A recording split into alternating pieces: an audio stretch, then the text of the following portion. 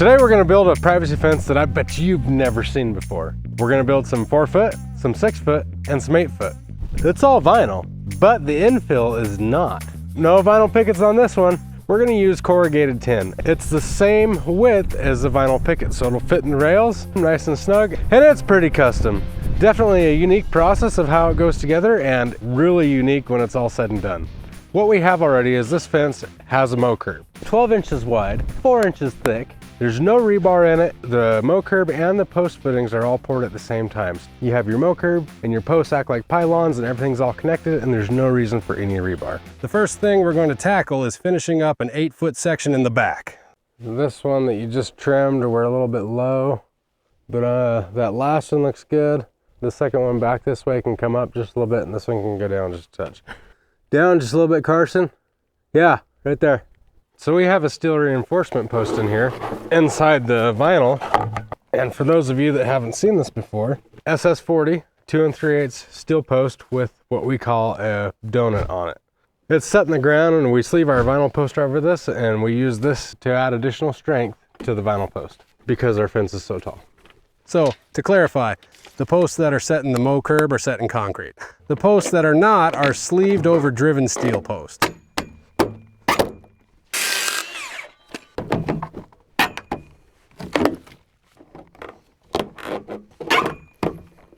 All right, so this one's gonna be a little bit of a bugger.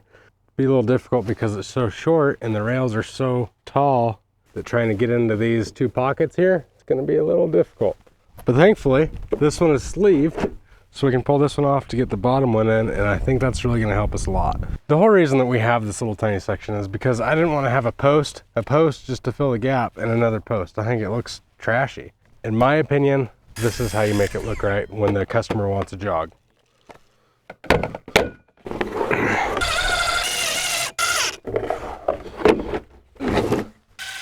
So I used that screw because I got the rail in and I forgot to put a crimp on it. So that screw is going to act as a crimp.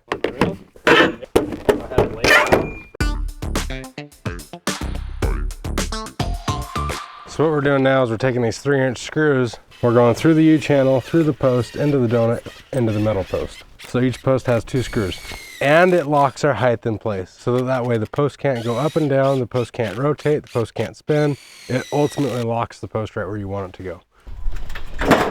They're starting to put the corrugated tin in now. So we have more of a brown on this side to match the house. And on the inside, there's more of a stone gray to go ahead and match all the concrete work within the house. The way it works is from the outer rib to the outer rib measures 7/8 of an inch. And so it fits in the rail perfectly. And then once you get to the U-channel, you slide it over just a little bit. It hides all the screws. It slides into the rail. And when we slide that top rail on, that rail locks these together and holds them like this. And so therefore nothing can come apart. And right here, what we're gonna do is we're gonna go ahead and take a measurement. We're gonna put a metal blade in the skill saw, and we're gonna run it down the rip, and then we're gonna go ahead and put that rip in right here. Make sure that the panel is all the way against the other post, and then take the measurement down here at the bottom. I measured to the next side of the corrugation, and that's where the overlap of the corrugated steel is going to go.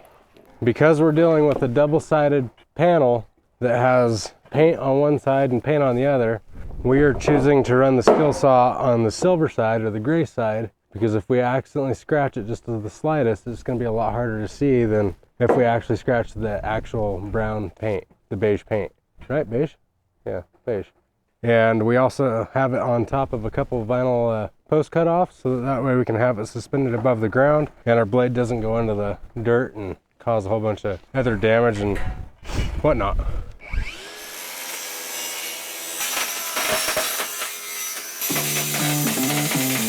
One of the other things that we've discovered when cutting the steel is once you start cutting, keep going until you get to the end. So if you have to start in the mid-cut, your blade tends to bind a little bit. You can actually catch some of that. It's just not any good. Once you're committed, go all the way through.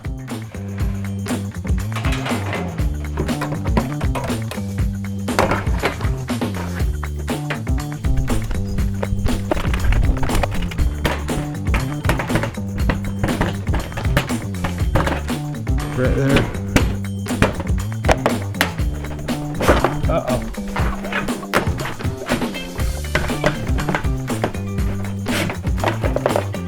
couple things when installing that we've learned throughout this 800, 900, I don't know how many feet we're on right now. When you put it in the bottom channel, what you want to do is you want to start with one corner and kind of walk it in, just walk it back and forth and let it kind of lay in there.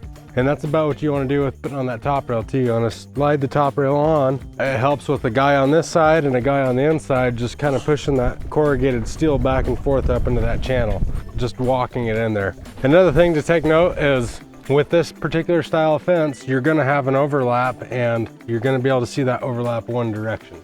You can't see it this way, but you can see it this way just a little bit.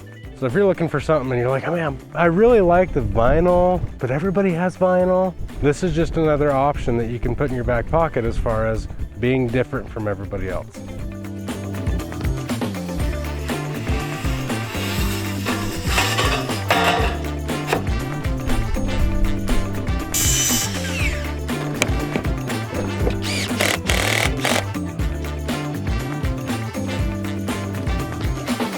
So it's a brand new day and we've gotten quite a bit done. Okay, hold on, whoa, stop. We haven't. Carson has got quite a bit done.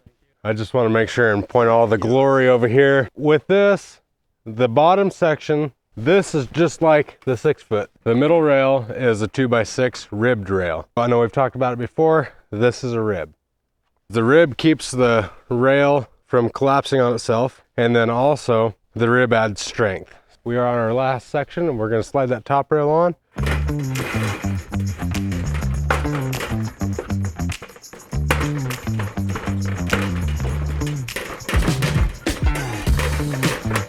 So it takes a little bit more to walk it in on the top. It's not as easy as sliding the bottom in. Definitely a lot easier with 2 people, because what you're trying to do is walk that corrugated steel up into that rail, and you don't want to just start pounding on the rail, because then that corrugated steel is going to start cutting that rail. So yeah, everything has its challenges in a custom fence. There we go. I guess we never really did talk about this post and that post, and so we call this post transition post. And it's transition post because we're transitioning from a 6 foot fence to a 4 foot fence. And there we transitioned from an 8 foot fence to a 6 foot fence. Kind of cool what you can do when you can actually route your own holes into your own blank posts. Just communicating all this information back to the shop, that is a challenge. But hey, they nailed it on the first try. So if I can do it, so can you when you're ordering your custom fence package. And it looks like we're gonna go ahead and cut those to 31 inches.